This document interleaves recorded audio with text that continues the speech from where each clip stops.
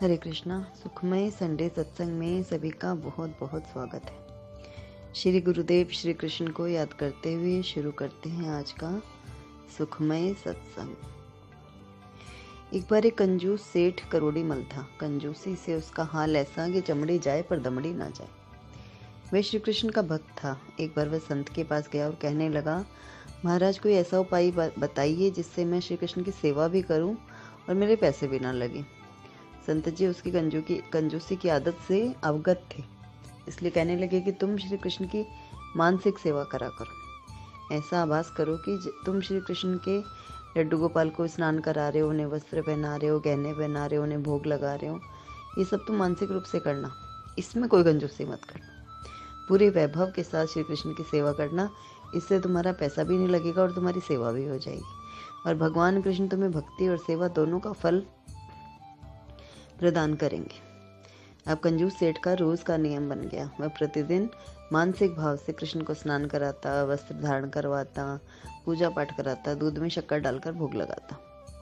ऐसे नियम का पालन करते करते बहुत वर्ष बीत गए। अब मानसिक पूजा में उसको अनुभूति भी होती कि भगवान कृष्ण उसकी सेवा में भोग ग्रहण कर रहे हैं, आए हैं, बैठे हैं, वो वस्त्र पहना रहे हैं, सारी चीज मतलब उसे रियल सी फील होती। एक दिन जैसे ही ठाकुर जी को भोग लगाने लगा तो दूध में शक्कर डाल रहा था। गलती से 1 चम्मच की बजाय 2 चम्मच डाल दी। कंजूस के मन में आया कि 1 चम्मच वापस निकाल लेता हूँ, किस काम आएगी और किसी काम आ जाएगी। भगवान उसकी मानसिक पूजा से तो पहले ही प्रसन्न थे, लेकिन आज उनको भी एक शरारत सूझी। जैसे ही दूध में से 1 चम्मच शक्कर निकालने लगा, भगवान कृष्ण ने हाथ पकड़ लिया। भगवान कहने लगे, रहने दे, ज्यादा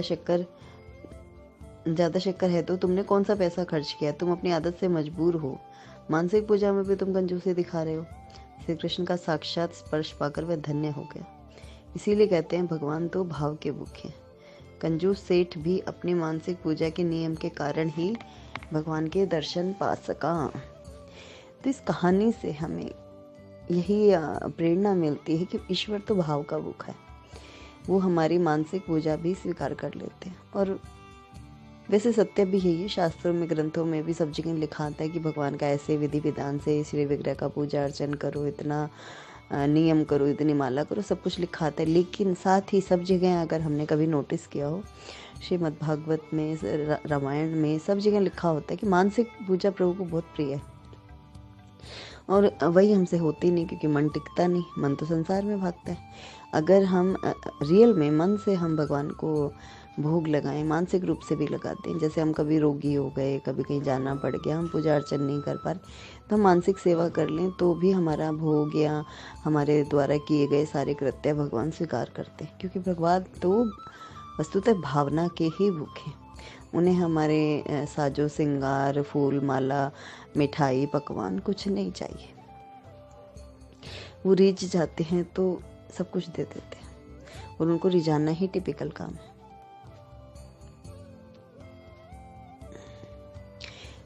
तो इसलिए एक इजी सा मेथड संतों ने हमें बताया कि मानसिक सेवा कर लो, पर हमसे वो भी नहीं होती। हम तन वाली फॉर्मेलिटी की पूजा साधन तो कर लेते हैं, लेकिन मानसिक रूप से करना बहुत टिपिकल काम लगता है। क्योंकि मन रुकता नहीं, मन भागता रहता है, दौड़ता रहता है। संसार की चिंताएं, आपदाएं, संताप और तरह तरह की चीज़ें हमें घेरे रहती है। अभी ये करना है, अभी वो करना है, अभी यहाँ जाना है, इससे मिलना है, इससे पेमेंट लानी है, उसको दे के आनी है, ये घर में ये बनाना है, रसोई में ये काम है, वो काम है। मतलब महिला हो या पुरुष, सभी का पूरा माइंड घूमता रहता है, एनी टाइम घूमता रहता है। हम सिवाय पूजा के सब चीज़ों में ध्यान लगा लेते हैं। जैसे ही ईश्वर के समक्ष हम बैठते हैं, हमारा मन एकदम दौड़ने लगता है, भागने लगता है बिजली की गति से, इधर का उधर, सारे संसार का चक्कर मन लगा लेता है जैसे ही पूजा में बैठते हैं। और जबकि हम अपना कुछ सांसारिक एक्टिविटी कर रहे हैं, जैसे महिलाएं खाना बना रही हैं या पुरुष अपनी दुकानदारी कर रहे हैं, व्यवसाय कर रहे हैं, नौकरी कर रहे हैं, तो पूरा अटेंटिव होकर, पूरा ध्यान देकर हम अपना काम करते हैं कि हमारे काम में कोई त्रुटि ना रह जाए।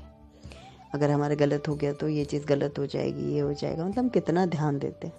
लेकिन जब भगवान की बात होती है, हम सिर्फ फॉर्मेलिटी पूरा करना चाहते हैं कि बस 1 घंटा, आधा घंटा, 10 मिनट, 5 मिनट, कई लोग तो सिर्फ 1 सेकेंड ईश्वर के आगे हाथ जोड़ लिया, वो भी उस पर एहसान है कि भाई चलो हमने हाथ जोड़ लिया प्रभु के समक्ष।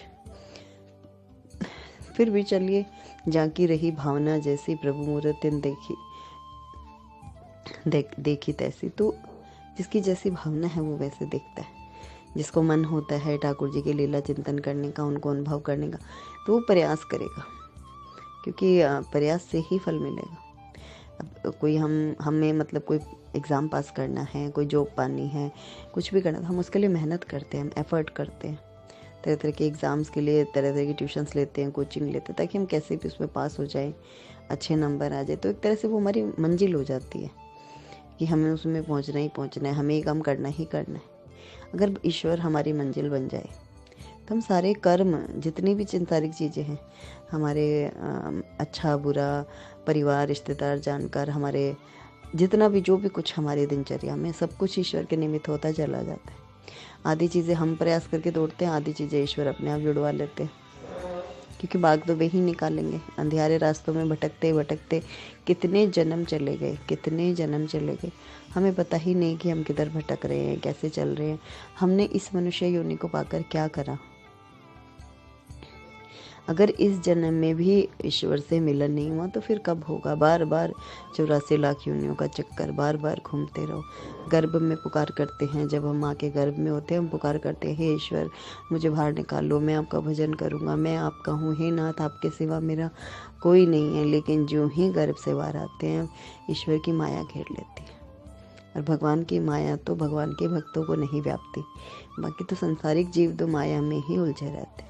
काम, क्रोध, लोभ, मोह, ईर्ष्या, द्वेष, अहंकार, सब कुछ जितने भी हमारे भीतर अवगुण हैं, सारे हमें घेरे ही रहते हैं। एक से छूटते हैं दूसरा चिपट जाता है, दूसरे से छूटते हैं तीसरा चिपट जाता है। मतलब जिस तरह हम किसी जंगल में जा रहे होते हैं, किसी मधुमक्खी के छत्ते को छेड़ दे तो वो एक कितनी मधुमक्खी को आप कैसे हटाओगे, वैसे ही हमारे सारे अवगुण हमें घेरे रहते हैं, डंक मारते रहते हैं, हमें इसी त्राही त्राही में उलझाए रखते हैं। हम कुछ नहीं कर पाते खुद के लिए जब तक हम शरण ना लें, शरणागत ना हो।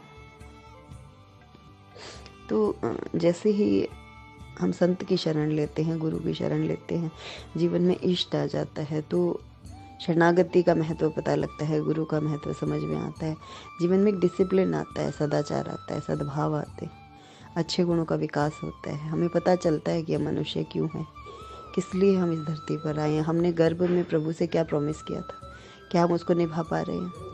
इसीलिए हमारे संकल्प शायद सिद्ध नहीं होते, क्योंकि गर्भ में संकल्प लिया था कि बाहर आते ही भजन करेंगे, भजन होता नहीं, बस भोजन और भोग, बस इसी में जीवन चला जाता है, भजन छूट जाता है। यदि भजन पहले हो और भोग और भोजन बाद में हो तो जीव का कल्याण हो जाता है। सिर्फ भजन करना तो इम्पॉसिबल है, क्योंकि हम इतनी ज़्यादा चीज़ों से घुरे रहते हैं, और हम कोई संत महात्मा सिद्ध पुरुष भी नहीं कि हम कुछ ऐसा कर पाए। उनकी बात अलग होती है। विरले होते हैं जो सिर्फ भजन में जीवन बिता देते हैं, लेकिन भजन, भोग और भोजन, तीनों चीज़ों में भी एक रेशियो सिमिलियर बना रहे कि तीनों चीज़ें हम ईश्वरीय कृपा से सब चीज़ कर पाएँ, तो भी हमें प्रभु तक पहुँचने का मार्ग मिल जाता है।